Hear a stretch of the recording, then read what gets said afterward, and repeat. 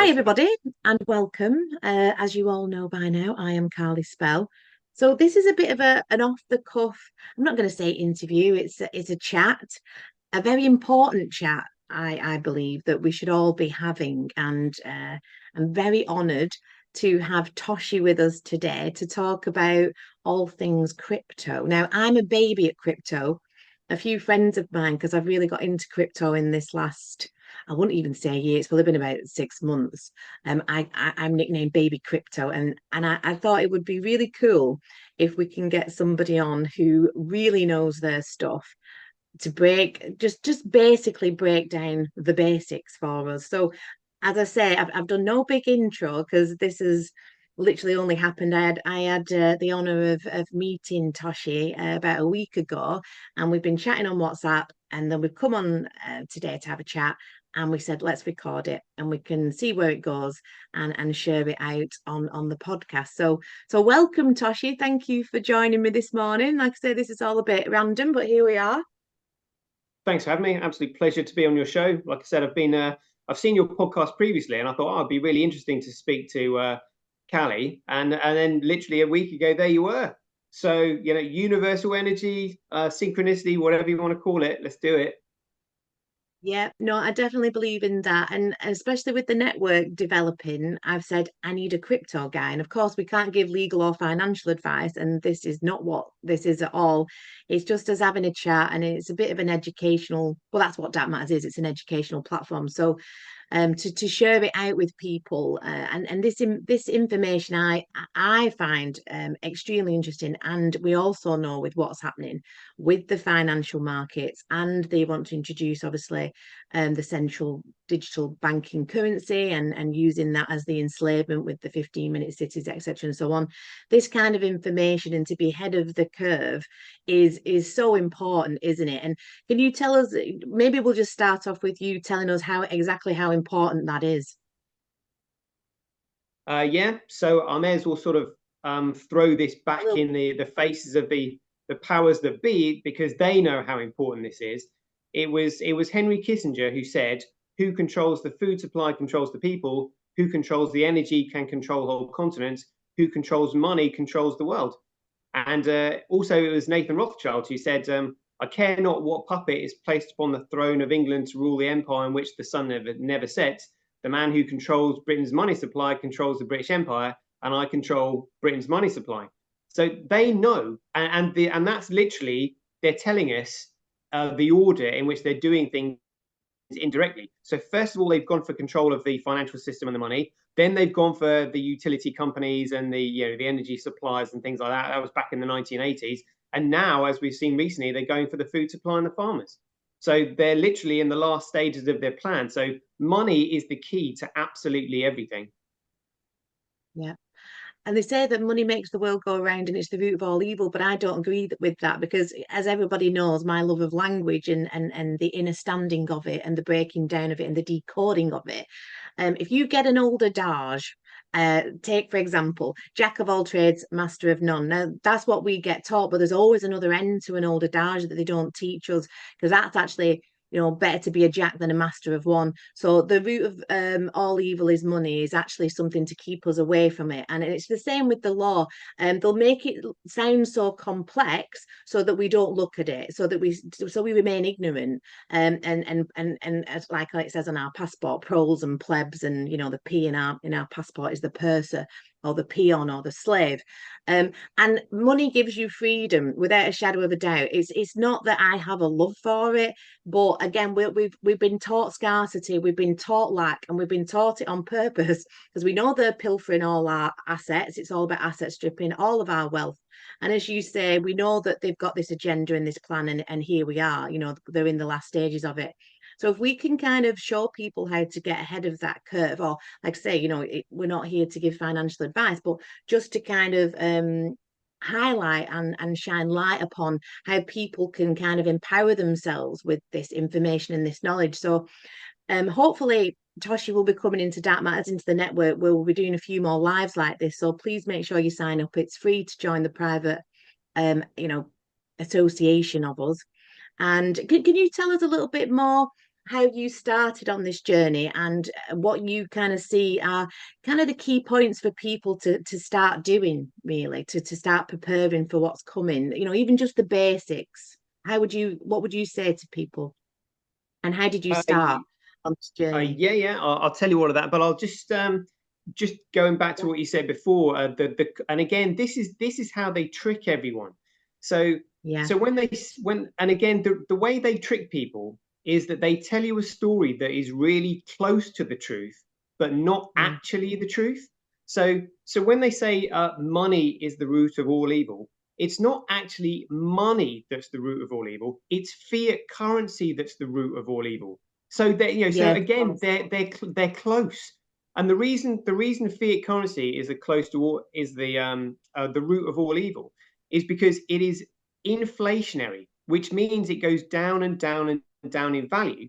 And Yeah, if it's something is going down and down and down in value, it means that if you're a shopkeeper or a small business or something like that, unless you can increase your prices in line with inflation or somehow reduce your overheads in line with inflation, you're constantly fighting an uphill battle to stay profitable and in business. And in order to stay profitable, your products either have to get cheaper and cheaper, or crappier and crappier and crappier, and effectively what you're doing is you're constantly looking to screw your customers out of value. You're just like, how can I give this to them, as cheap as possible with the maximum margins on them, so you're screwing them out of value. And if you can only get that fiat currency from one source, which is the banks, and you can't get it from anywhere else, the bank has a vested interest in your business going bust because fiat currency has got no value, but a business has true value because you're offering goods and services. So what they want is to lend you this fiat currency that they make up from nothing, so then you're effectively indebted to them, and then your business goes bust. And guess what? They've got a business that they didn't build, spent no effort getting, and is now on their books as an added value. Which yeah. and Well, again, this kind of like leads on to how I got into this, because one of the reasons that Britain became such a successful powerhouse. When you think about it, Britain doesn't actually have that many natural resources, but because we became a nation of shopkeepers, we became an economic powerhouse of the world. And it's small businesses that give us freedom, because if you have no choice, you have no freedom. And so lots of small, independent businesses is what gives us that choice. And so I was always looking at how can we ensure that small businesses survive and thrive. And as I've said before, if we're using a medium of exchange that is going down and down and down in value, the small businesses eventually will not be able to compete with the large businesses economies of scale which they use, and they'll either go bust or get swallowed up, or the bank will take them over or something like that. And so when I realized this, I was just like, oh no, we're in a really, really difficult situation here, because it's all about the medium of exchange. And a medium of exchange needs to be fixed in supply and infinitely divisible rather than infinitely inflated. Because if it's infinitely divisible, then it never ever stops going up in value. After the sort of the market capitalization reaches 50% of its market share, the rate of increase starts to diminish, but it simply diminishes forever. So it never actually stops going up. It's just the rate of increase just diminishes. Whereas with fiat currency, because you're infinitely inflating it, the value simply goes down and down and down until you end up with hyperinflation and a massive economic crash. And guess what happens in an economic crash? Well, the bank comes in and just cleans up. You know, yeah, yeah, this is why the powers that be, went straight for the banks. They were like, oh, we will develop a banking network, because ultimately, at the end of the day, if nobody can get a medium of exchange from anywhere else, the banks will own everything. And in 2008, as we saw this, they were just like, oh, we've got to save the banks. The banks got themselves into this situation, and it wasn't really their fault. It was beyond, and they couldn't have seen this coming. It's human greed behind it. And then they said to the bankers, oh, so what you need to do is you now need to recapitalize your balance sheet. So then the banks went out purposely bankrupting private family-run businesses to have those businesses on their balance sheet to recapitalize their own books. It's absolutely outrageous what they did. Yeah. So this is how I got into well, I got into economics, but my story is that I'd actually been into it for a long time, ever since I was a kid, really. I remember my father was a small business owner, and he was always watching the Money program. And as a kid, you're just generally interested in what your parents are interested in, because you see it and you're just like, what's all that about? I don't really get it. I mean, I don't think my dad really understood it either. But I just sort of took an interest in it. And then as your interest develops, you obviously become more interested in more extreme cases. So being interested in money and economics led me on to financial crime that I became interested in. And then the financial crime led me into global crimes, which is effectively the pumping and dumping of economies and how they've done it. And I very, very quickly realized that there was a very, very powerful group of people who were causing and manipulating the pumping and dumping of economies. And I was just like, oh my goodness me, imagine if there is actually a nefarious entity who has control of the central banking system, because that's all you need. It's literally a decision. Are you going to use your power for good, or are you going to use it for bad? Are you going to be selfish, or are you going to be considerate? And all you need is a bad egg in charge of the currency printers, and you are in a world of shit. And I was just like, because if you can do that, there is no politician you can't bribe. There's no hitman you can't afford. There is literally the world is your oyster. So I was just like, wow, just imagine what if that situation is the situation that we're in, how bad things would actually be. And if you had that amount of power, what you would do is you would do things behind the scenes. So everyone's walking around, all the sheeple are walking around thinking, oh, the flowers are out and the sky is blue. Not that it's blue anymore, because we've seen all the chemtrails and stuff like that. And they have, and what this nefarious entity would be doing is doing things behind the scenes, until eventually at some point they're just like, right, we've got everything. And now we're starting to see it. But the reason we're starting to see it is because of the scaling of blockchain technology, because they never saw this coming. And if you think about it, the white paper was released on the 31st of October 2008, and they've been planning this one world government thing for thousands of years, literally thousands of years. The last 100 years, we've seen a massive acceleration of it because the network was already in place, which allowed them to influence people like Rockefeller. So they took his company off him in 1911. They sank the Olympic, switched it for the Titanic in 1912, created the central bank in 1913, started World War I in 1914, finished that in 1918, started the roaring 20s bubble in the 1920s, rug pulled in 1929, shrunk the amount of currency in circulation in the Great Depression, and then the huge war chest that they built up during World War I, because that was the entire point of World War I, was to own all the companies that supplied the military. And if you want to make a killing, pardon the pun, what you want is to own a company that has that creates consumable products with the highest profit margins, which are weapons. So they made a huge amount of profits during World War I, and they used those profits during the Great Depression to scoop up all the economically distressed corporations in the United States.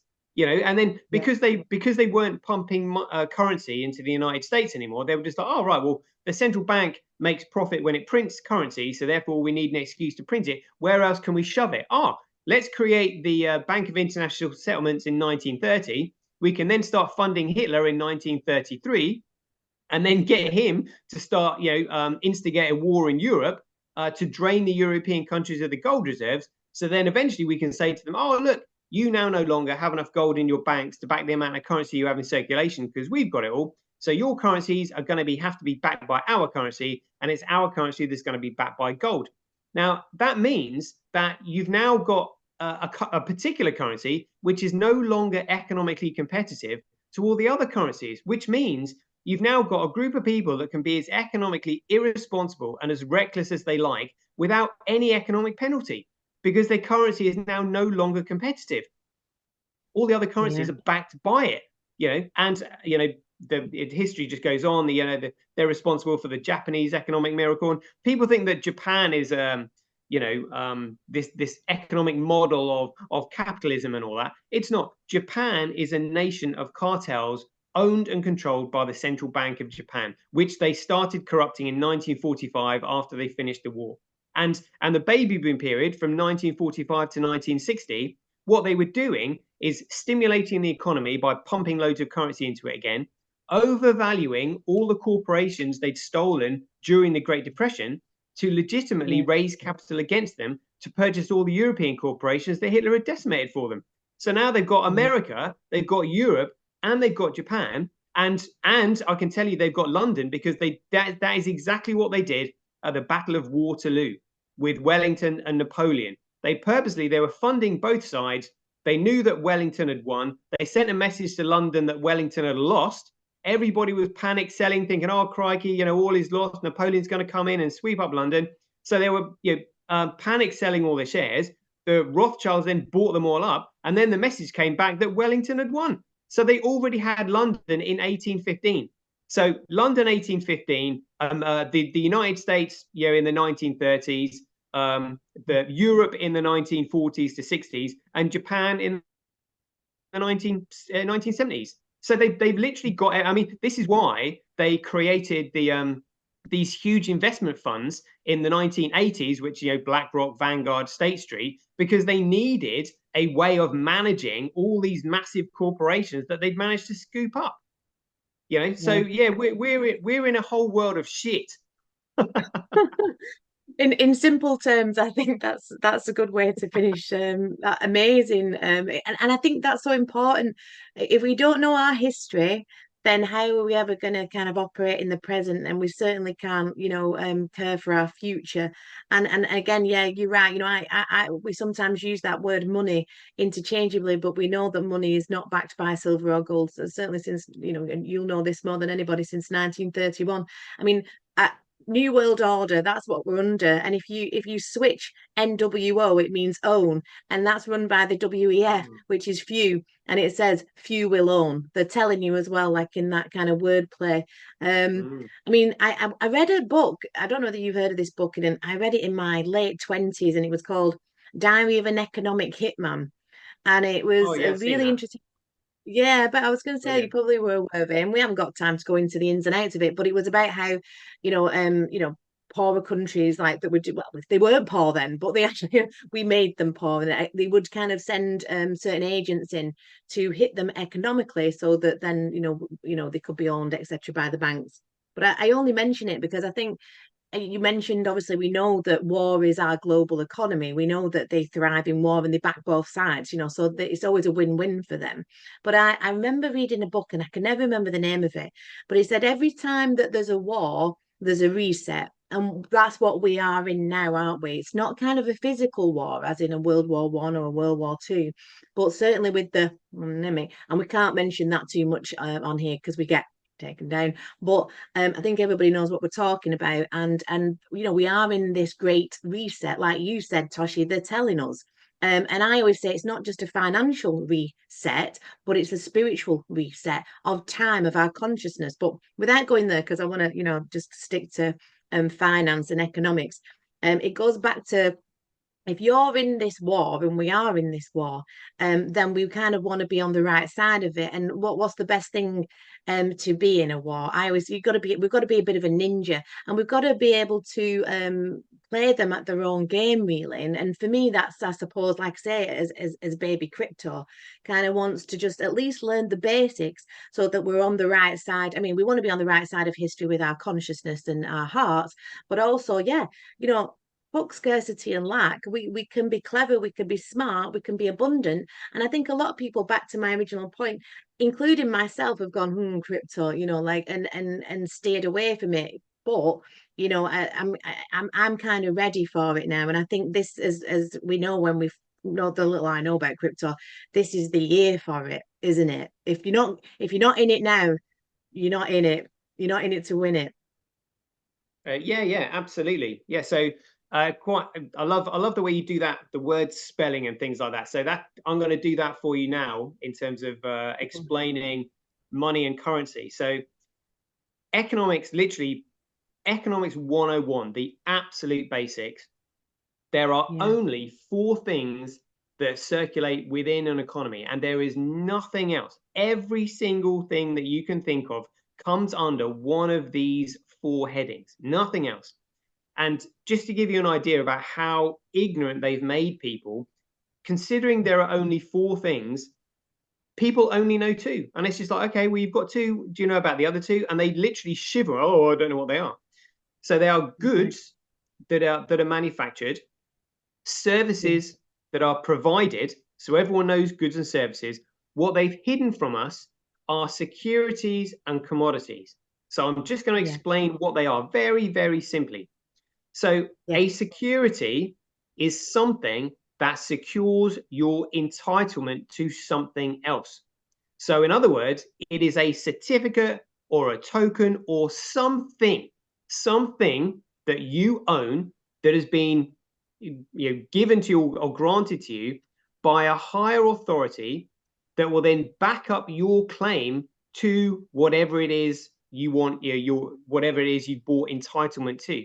So, for example, shares in a company or land ownership, you can't prove that you own the land or that you have the share ownership. But if you have a certificate, it means that that certificate has been created by a higher authority that will then back up your claim because you have given them something of value in exchange for this certificate that secures your entitlement. So rather than saying certified secured entitlement, they just simply abbreviate it to a security. So it's just simply think of it as a bit of paper that says, Kali Spell have X amount of shares in this business. That's it. It's literally a bit of paper there. So the next one is a commodity. Now, again, word spelling. This you might like this one. So a commodity is an amalgamation of three words. It is first of all something that's common. So in other words, there is no human barrier to entry to accessing it, which means it's either only ever extracted or grown. So literally anybody can get it. There might be geographical and economic barriers to entry, but it's not human. So you can change your situation to access it. So first of all, something that's common, that's then been itemized. And when I say itemized, I mean standardized. So for example, I can't sell you an infinite amount of oil, an infinite amount of coffee, or an infinite amount of water. But what I can do is I can itemize it. So I can standardize it in terms of I can barrel oil, I can bag coffee, I can bottle water, I can weigh gold. And then that standard item can be measured against the cost of other goods and services in the economy and used as a medium of exchange. And so the last thing is, in order to prove that you own that item, that commoditized item, needs to be uniquely identified. And so that's what the word commodity is. It's common item identifying. Yeah, awesome. commodity. Yeah. So the reason money has to be a commodity is because if I was just trading with you individually, we could barter. So in other words, we could exchange like for like. The only time we need something of common value is when a third party comes in to trade with us, because we then need something, a common item that has equal value between the three of us. And so an economy requires a commodity to act as a medium of exchange. Now, a medium of exchange is a tool that enables, encourages, and accelerates the facilitation of trade.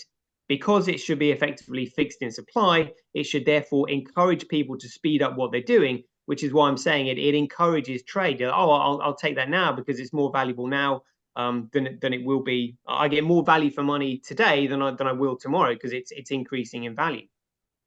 And so these mediums of exchange will, because they're economically competitive, eventually they will outcompete one another until everybody just simply uses the most valuable most valuable and most useful medium of exchange. So what happens is when a commodity monopolizes a market due to its ability to be used as a medium of exchange, it becomes a monopoly commodity and recognized as money. That's what money is, a monopoly commodity, the mon being the singular, the y being the commodity. So money is the result, of a commodity being used as a medium of exchange, whereas currency is this. So currency is this certificate, and this certificate is issued by a higher authority that only has power in a closed economic area or private community, which is why we have different currencies. And this is why the New World Order want a global currency, because it gives them global jurisdiction, but they haven't got this yet. So this is why it's a race against time. But when a security starts being used as a medium of exchange within a closed economic area or private community, it becomes a circulating security. Now, if you try to amalgamate the two words circulating security, it's a little bit difficult, but a current flows and circulates.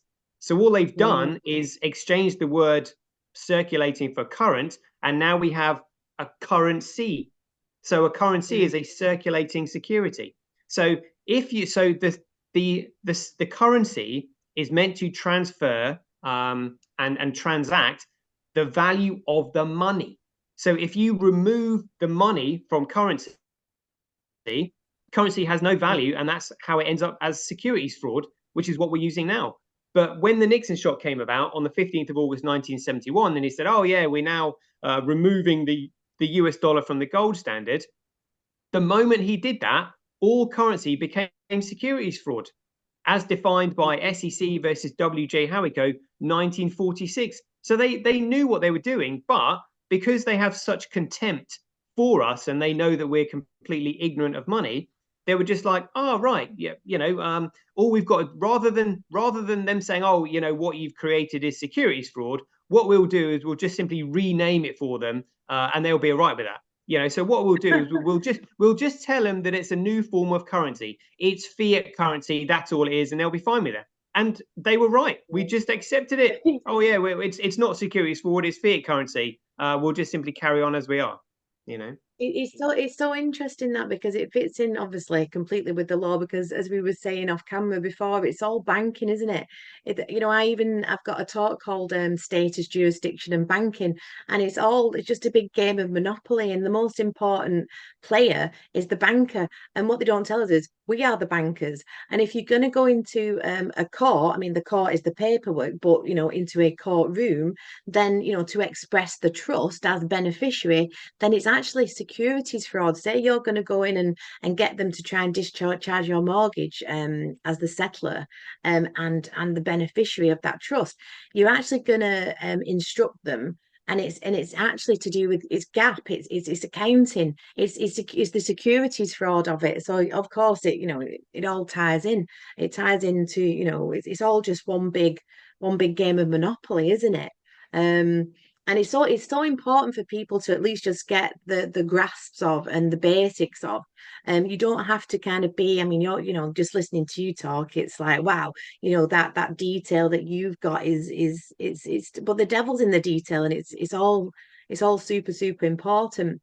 But I suppose, like I say, people I think people shy away from it because, like you've just said, they've just brainwashed and programmed us and hoodwinked us for that long. And we've all just kind of gone along with it. It's like what I always say, people think that evil is something outside there, or that all this stuff is happening to us, but it's because we're letting it happen. It's because we're doing it in our ignorance. It's because they are pilfering our trust and asset stripping us and tricking us and deceiving us in all these ways. And we're just kind of going, oh, okay then. And like this is part of taking that back, isn't it? Certainly for me.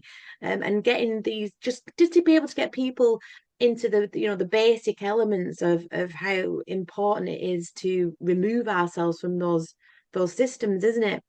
What would you say is like the basic way to begin to start to do that for people who perhaps are listening to this, but they've no idea where to start? Like, because I was like that. I was like, where do I start with this? Yeah. So I'll tell you why they've the New World Order have sped things up so quickly. Because if you listen to the if you listen to the podcast that Joe Rogan did with Peter McCullough. Peter McCullough said, when they introduced the SPARS pandemic in 2017, it was John Hopkins universities that published the SPARS pandemic. He said literally everything that they did, everything that they predicted was correct. He said the only thing they got wrong was the year. They said it was going to happen in 2025. Instead, it happened a few years early. And so then you've got to ask yourself, well, hold on a minute. If they've got everything in place, why would they risk scuppering their plans when they spent so long developing this? Well, the reason being is if we, the people, start using a medium of exchange that is outside of their central banking system, they lose control of everything, literally everything. And so what was revolutionary about Bitcoin was that for the first time in history, the white paper expressed how to commoditize digital data. So in other words, suddenly you've actually now got a way to make digital data valuable. And if we can exchange that between us, we can now send that bit of digital value as fast and as efficient as light. And not only that, it's actually valuable. So this lot, the reason their hubris was through the roof is because when internet banking came along, they were just like, this is it. Nobody can stop us. Internet banking, there is nothing that can top this. They never, ever saw in their wildest dreams or imagination that anybody would be able to commoditize digital data.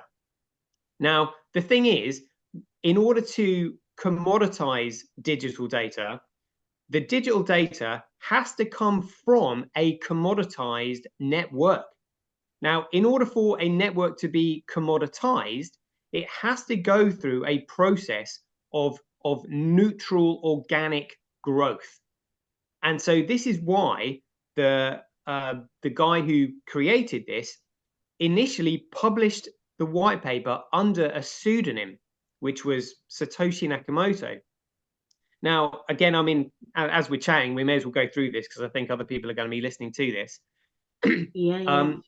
The issue with all these cryptocurrencies that you mentioned is that they all have a central point of creation. It's a central starting point. And this is the paradox, because if someone can start something, it means the same thing can be started by someone else anywhere at any time, meaning there's an infinite supply and therefore an economic fundamental value of precisely zero. So the question is, how can a digital network actually have economic value if it has a central starting point? And this is how Satoshi Nakamoto solved that paradox. So what he did is he added commonality to the starting point. So he did that by releasing the white paper on the 31st of October, 2008. And the white paper gave everybody all the information that they needed to start the network themselves. It was all in there. And a reasonable amount of time, in law is considered approximately 2 months. So he was just like, right, what I'll do, I will release this white paper. I will allow 2 months time to pass for anybody and anyone to start the network themselves. And when they don't take me up on this offer, I will start the network myself under a pseudonym. And he also knew that the network had to grow organically without any central point of influence. So he knew that it was actually really important that he start it. So he gave himself the best opportunity of being able to start the network himself. So the two busiest months of the year are November and December, which is the festive period. And the 31st of October is Halloween. So that's an added distraction. So even though those 2 months of the year are the busiest year, it still doesn't detract away from the fact that 2 months was provided. Not only 2 months, it was actually 2 months and 4 days, because he released the white paper on the 31st of October 2008, but then started it on the 3rd of January 2009. And so it's 2 months and 4 days, which means nobody can dispute, or there's no controversy over the fact that a reasonable amount of time had been provided. So then he had to start the network under a pseudonym, and releasing the white paper in English to the Western world. If he'd given himself a Western name, they would have been able to track him down and realize that it was fake. If he'd given himself a Russian name or a Chinese name, people would have had suspicions about his political intentions. If he'd given himself a name from a third world country, they would have had suspicions about where he got his education from and why he wasn't coming forward to receive the financial rewards that come with such academic acclaim. And so by giving himself a Japanese name, Japan being an island nation around the other side of the world, with a language barrier and a large enough population that would enable his identity to remain a mystery long enough for the network to grow organically without that central point of influence. And but in Bitcoin, all chains of signatures lead back to the Genesis block. So we always know that Satoshi Nakamoto at some point was going to reveal his identity. The question is just simply when. Well, he chose that date to be the 1st of January 2020. And the reason I suspect that is because if you go down to a casino and you're playing red or black, there is a 0.1% chance that you will throw 10 reds in a row, meaning there's a 99% chance that you won't throw 10 reds in a row. So if you class each year that passes as a turn, so each year is a unit of time that he's not been discovered. After 10 years, there is a calculated probability of a 99.9% chance that no other network will achieve that level of neutral size and growth. And that is what can't be replicated. And that is what makes Bitcoin unique. It's the neutral growth of the network. And so if you were, and so the powers that be, when they recognized and realized that the date that they had to, the date that he was going to reveal himself was the 1st of January 2020, they were just like, oh my goodness me. So we've basically got until the 1st of January 2020 to corrupt this thing and make it economically worthless and try to dissuade people from using it. So they did the usual thing. They added loads of volatility to the market. They were pumping it and dumping it, trying to get it to disappear. They were encouraging people to trade it. And traders are like, online, they're like virtual pickpockets, because a trader can only outtrade another trader.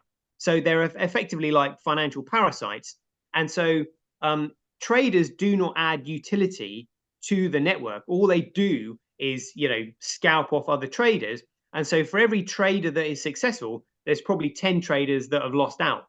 And so eventually trading destroys the product itself, which is why they've made trading cool. Oh yeah, you've got to trade Bitcoin, because if you trade Bitcoin, you're removing the value from it, and eventually the only person who wins at a casino is the house, and it's the exchanges that win.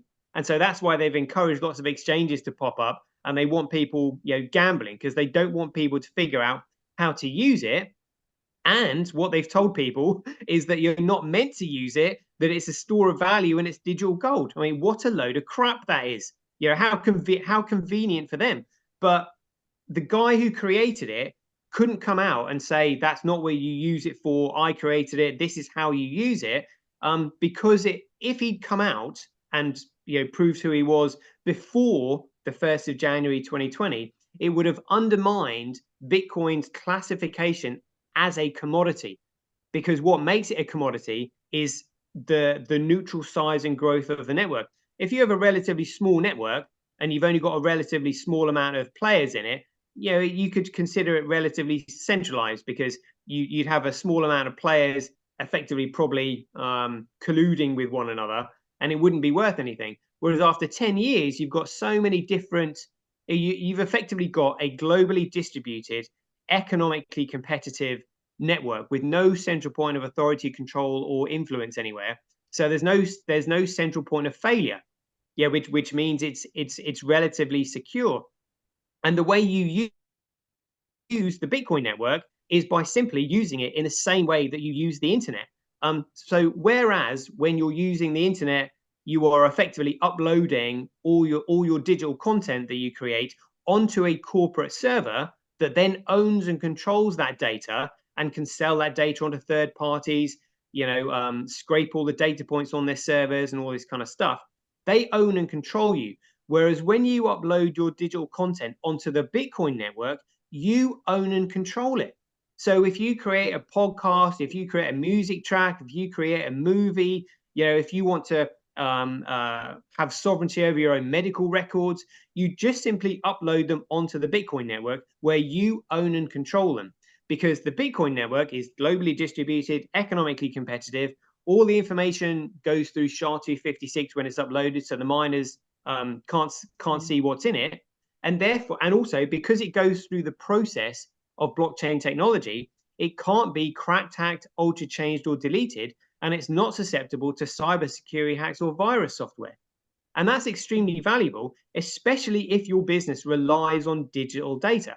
So all the largest companies in the world are now tech companies. Google, Amazon, Facebook, Netflix, blah blah blah. All the all the internet banking, Visa, MasterCard, they all deal in digital bits of information. So definitely. what makes their CEOs sweat at night is the fact that if their systems were ever cracked, hacked, altered, changed, or deleted, their share price would crumble, their heads would roll, people would flee to other companies. So they are paranoid about keeping their digital data safe. And so now, in order to secure the digital information of their customers, all they simply do is use the Bitcoin network. But when they use the Bitcoin network for their services, because that information is not on a centralized server somewhere, they can't scrape the data points. So in other words, the question should be, well, what's more important to you, your customers' information or scraping all their information that you're not entitled to anyway? So with the Bitcoin network being there, they've not got an excuse they've not got an excuse not to use it, which is why they want to get rid of it. Bitcoin itself. So in terms of how the network works economically, you either have a centrally controlled network, which is of no value to anybody else other than the people who control it, or you have an economically competitive network. And in order to be economically competitive, you need an asset in there that people compete for. And that asset is Bitcoin. So Bitcoin actually gets its value from the utility of its network, because you buy Bitcoin to use the network in order to upload your digital information. And to give you an idea about how valuable that is, Amazon make more money from web services than they do from their traditional business.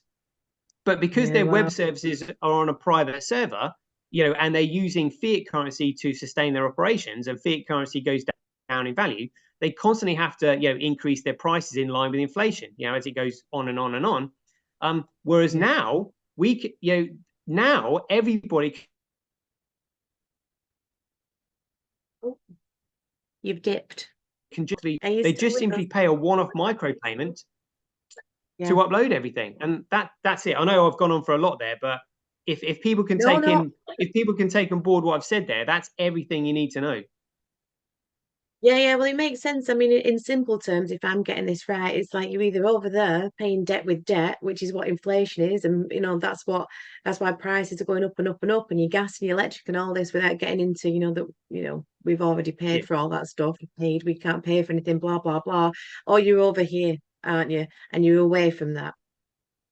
Is because we know that data is the currency. It's all about data. That's why they gave us the Data Protection Act to reveal this concealment of what's going on, basically. Certainly on the securities exchange of all these transactions that are happening, like from my angle of it, where we are really the true creditors and we are really the beneficiaries, and it's us that's creating the credit, and it's us that are floating these, creating these securities. They're just not telling us. I mean, it's like every time people use a debit card, direct debit card, it's actually an abandoned credit on the securities exchange, and people don't understand any of this. I mean, some people do, no doubt, who are watching this because it's my audience and they know stuff. But it's just in simple terms, you're either going to be controlled over here with that, and it's going to be owned by a few, or you're going to be over here, and it's like you say, it's got that not liquidity. What was the word you used? Not validity, that it moves around well. I forgot the circulation, medium of exchange, commodity. Yeah, all that. I mean, like I say, I think I'm new to crypto, and I hold some XRP, and I've got some BSV. So I think people just struggle knowing where to start, don't they? I mean, it's a lot of information for people to take in if you're new to it. And I follow a guy called the Waters Above guy, and he can even track the crypto markets with numerology, gematria, the moon cycles, the golden ratio, they call it the fib point, things like that. I mean, I find it so interesting because I love all that stuff anyway. And obviously when I met you, I was just like, wow, you blew my head off, and I just love to learn this stuff. But I suppose what I'm saying is I don't want people to kind of move away from it. I was like that, but I think it can be simplified. I mean, XRP, the little that I know about it is apparently because they've got this court case going through, haven't they, XRP and Ripple. And what kind of coins would you tell people to kind of invest in? I mean, not that it's financial advice, but just as a kind of, there's so many coins out there, isn't there? And how do people begin to kind of know what to invest into if they wanted to? Yeah, very good question. Very good question. So it's like this. Data can only be commoditized one way, which means there will only be one digital commodity. That's it. Yeah. So in the same way that gold is gold, silver is silver, coffee is coffee. Coffee is not tea. Gold is not silver, and a banana is not an orange. An apple is not a pear. They are different. You can only commoditize data one way. So all the powers that be have done is spent a huge amount of time and effort distracting people away from this.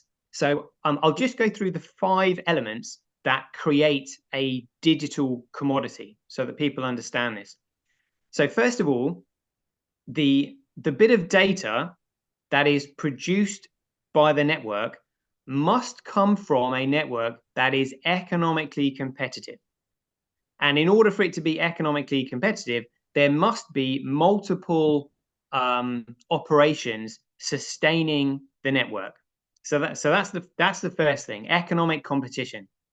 It's economic competition that divides the operators, because it means that if one operator goes down, because they are literally nothing to do with the other operators, they are actually economically competing against them. They are completely independent. So it doesn't matter if one gets taken down. Secondly, the network must produce common accountability. Accountability has to lie somewhere. So for example, if somebody uploads an inappropriate image of a child, where does accountability lie for that image? Well, it should, in the traditional sense, the responsibility for that image lies with the network that it got uploaded to, because it would be on a central server somewhere, and it's that central server that is then responsible for it.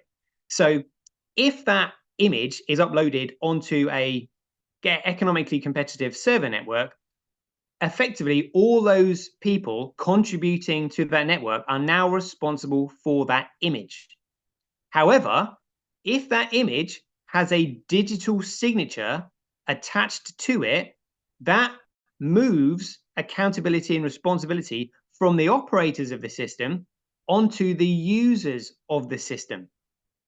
And this is why it's really important to have a chain of digital signatures, because each signature is connected via a chain of digital signatures to the next one and the next one and the next one and the next one. And although each transaction is private, so the fact is the only people who know a transaction has taken place are the two people who are involved in it, the fact is a Bitcoin has moved from one party to another. And you can track, well, you can see on the network the movement of that coin, but those individuals involved in that transaction are, the identity of those individuals are completely firewalled from the network. But if I, for example, gave you a £5 note and then you passed that £5 note on to somebody else, I could say to you, oh, Kali, you know, I gave you that fiver. You know, I think that fiver might have been used, you know, for drug dealing or child trafficking or gun running. Who was it you passed it on to? And you could say, oh, I passed this £5 note onto this individual here. You know, he's the one that we don't want in our society. He's the bad egg. And so that's how you stamp out crime, by holding all the users accountable. And so that's why in section 2 of the Bitcoin white paper, it says we define Bitcoin. And when he says Bitcoin, he's referring to the actual Bitcoin network itself. We define the Bitcoin network as a chain of digital signatures. And all chains of signatures lead back to the Genesis block, which is how we know Satoshi Nakamoto at some point was always going to reveal himself. And the powers that be recognized that in order to corrupt this network, what they had to do is attack the chain of digital signatures. Because once you remove a signature from a transaction, you can't prove who has sent it or who has received it.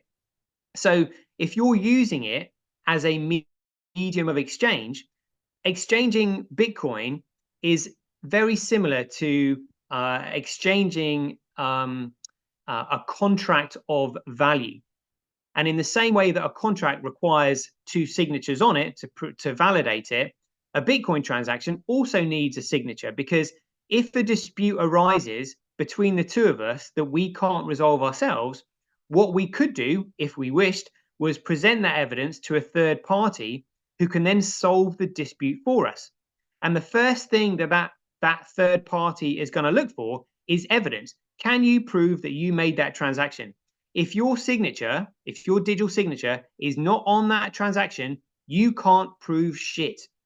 And they knew that if people started using Bitcoin as a medium of exchange and there was no digital signatures attached to it, at some point a dispute would arise. It would go to court and they'd be like, oh, bugger, you know, this transaction is completely invalid because there is no way of evidencing who was sent or who's received it. So therefore, I've got no legal recourse, which makes it contractually illegitimate and economically worthless. And so this is why on the 24th of August 2017, they implemented what they said was a software upgrade. In actual fact, what it was a hard fork, and they created a completely different protocol by implementing SegWit. Now, SegWit stands for segregated witness, and segregated means divide, and the witness data is the signature. So what they were doing was segregating the digital signatures from the transaction data, meaning they now have complete control of the network because they control the digital signatures. And that's when they realize, oh, hold on a minute. Now that we centrally control the network, we are on the hook for anybody that uses it. So if somebody uploads an inappropriate image of a child, we are now responsible for that. So therefore, we better tell people not to use it, which is why they changed the narrative from a peer-to-peer electronic cash system from, oh, digital gold, store of value, not meant to use it. How convenient. So let's get back to good old fiat currency, which is never used for anything destructive.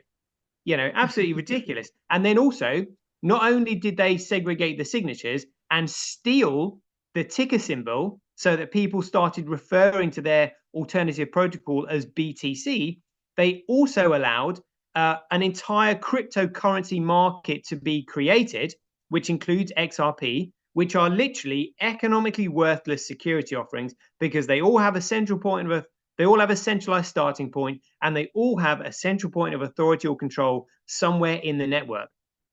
And so literally, that's what they've done. They've spent years and billions of dollars creating a $1.6 trillion cryptocurrency market cap. And again, the reason they refer to it as currency is because they don't want you to start talking about money. When they refer to it as cryptocurrency, it's like, oh yeah, it's cryptocurrency, you know, blah, blah, blah, blah, blah, blah, blah. Actually, it's not. All currency, if it's not backed by an asset of some sort, is securities fraud. Bitcoin is money. And it says a peer-to-peer electronic cash system. Cash is the most liquid form of money, and money has to be a commodity.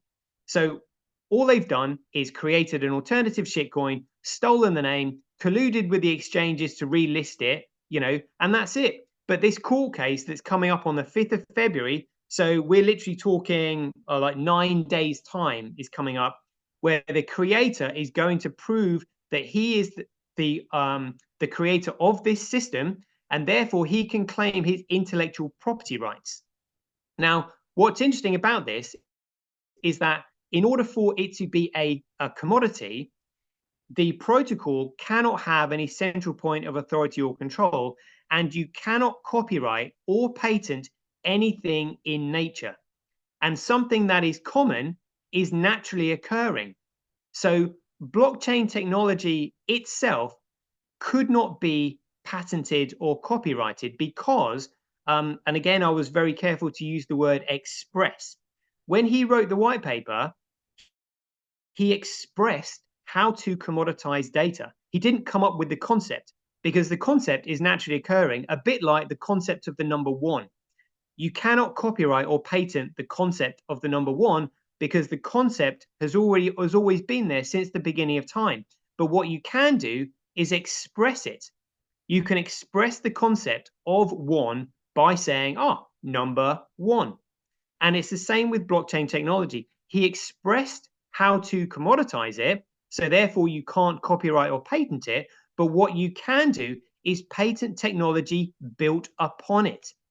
And the technology built upon blockchain technology is things like NFTs and smart contracts. And all crypto tokens are non-fungible tokens. And Craig owns the patent for creating non-fungible tokens. So when he claims that, every single shitcoin, every single cryptocurrency is infringing on his intellectual property.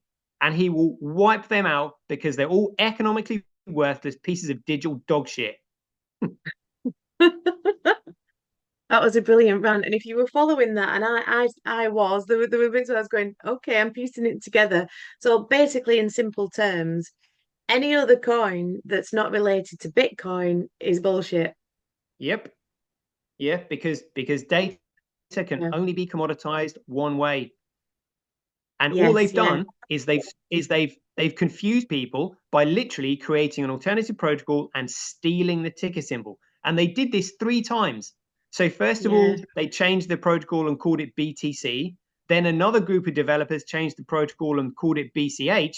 And so the original Bitcoin protocol, that is the only one that has the digital signatures still intact, that goes right the way back to the Genesis block, has now simply got the ticker symbol BSV, but it's just Bitcoin.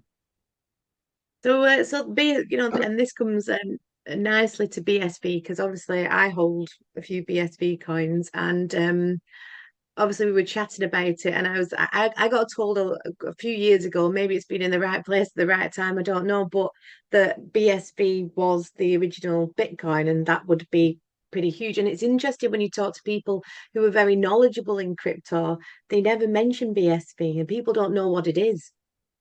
Can Well, you tell us a bit? I mean, obviously you've just told us what it is, but obviously that's what it's gonna all get back to, basically, in simple terms. I get that, right? yeah. So remember how I said earlier that a medium of exchange is a tool that enables, encourages, and accelerates the facilitation of trade. And Yes. because it's a tool, it's economically competitive. Well, Yeah. again, Bitcoin being a medium of exchange, again, is economically competitive. And so the value of the coin comes from the utility of its network. So what you need is a network that can handle all of global commerce and global trade. You need it to do Yeah. everything. You need the network to handle everything from high frequency trading to smart contracts, emails, phone calls, uploading large data files, music tracks, video content, podcasts, text files, books, literally everything. You literally need the entire network to be able to handle all the internet traffic that the global economy produces. And that's what the Bitcoin network, which is BSV, will and can do. And that's what they don't want you to know. So you buy Bitcoin Yeah. to use the network. And in order for the network, like I said, in order for the network to have value for you and me, we have to prove that we own the content we upload. And that is done because our digital signature is with it. And when we upload that, digital piece of content, um, because our signature is with it, we can then sell it if we wanted to on a globally distributed, economically competitive server network. And in terms of its utility, let me give an example. If you are running an operating system, what you sometimes need to do is create computer programs that run that operating system. And so on the Bitcoin network, what you can do is you can create this computer program, upload it onto the Bitcoin network, and you can be sure that it cannot be cracked, hacked, altered, changed, or deleted, and not susceptible to cybersecurity hacks or virus software, meaning your computer systems can run without a glitch. That's how valuable this thing is. And also, if you imagine air traffic control, so the reason air traffic control, well, each country has its own air traffic control space, is because if the airline industry ran on a single central server, you could attack that server and you would be able to take down the entire airline industry, which would be devastating. And so now we're left with an airline industry run by multiple air traffic control spaces. But then we get issues like with Malaysian Airlines MH370 that flies in and out of multiple airspaces. And each time it exits an airspace, they relinquish responsibility for it, which means it can go missing. Whereas now the entire airline industry can be ported over onto the Bitcoin network because it's the Bitcoin network that's globally distributed and economically competitive, and the data can't be cracked, hacked, altered, changed, or deleted. So it's safe. So imagine how much, how much more secure the airline industry would be if it ran on the Bitcoin network. And now you can get rid of all the massive overheads of your corporate servers, and just simply use the Bitcoin network for the cost of a micropayment. Literally Yeah. the value of this thing is enormous, and they don't want you to know this, which is why they've just simply used blockchain technology to create all these shit coins like XRP and Tron and Stellar and, oh my god, Ethereum and just Neo. Oh my god, I mean the list. I think there's like 30,000 Oh, there's shit coins loads. listed on there. And they've all got, shall I tell you one thing as well that I thought? I mean, you've got them, they're called Hex or Yeah, Tether. or these kind of, I don't know, some of the clues are in the titles of them, I think. But yeah, I mean, that's my XRP over and done with. Then I need to, I'll have a chat with you after that. But I did get told, I think I'm sure it might have been you, that XRP was a distraction for the plebs. Yeah, So yeah. Well, yeah. It's literally that's me then. well, Move if that. you let's say, I mean, because we know that this lot have got utter contempt for us, if you wanted to create the most retarded cryptocurrency, the most ridiculous one, you would create it in the way that you created XRP, because XRP is on the Ripple servers. It's not even distributed, let alone economically competitive. They have literally created a blockchain, created this token on it, and in order to balance the ledger, they burn the token in order to record a transaction on it. And it's like I said, it's not even distributed, let alone economically competitive. They literally dump it on the market to fleece people out of their fiat currency. That is all they're doing. And when people are going, oh yeah, XRP like $10 and all that, this lot have got an escrow account with billions of XRP in there, because effectively what what the USP that they tried to create is of cross-border payments. So what they want is effectively like a non-stable stablecoin. So whenever the price of XRP goes up, they just simply release the supply of escrow that they're holding in order to bring the price back down. So literally, Right. it's going nowhere. You're on a road. So that's Yeah. good to know. Because well, yeah, and it's so interesting about the BSV, and like I say, when I speak to people who are heavily embedded in crypto and they have no idea what it is. Which again, it goes to the point, doesn't it? And again, we're not giving advice. This is just us having a chat. And but what I've found and what my opinion is we know how the system works. We know that it's smoke and mirrors. We know that it's distraction. So if they were going to do any kind of big distraction, it would be to like pump up these kind of coins over here and big them up whilst hiding this one down here. And that's just from what I can see and what my experience has been of it. And obviously, there's so much more to kind of perhaps discuss about that.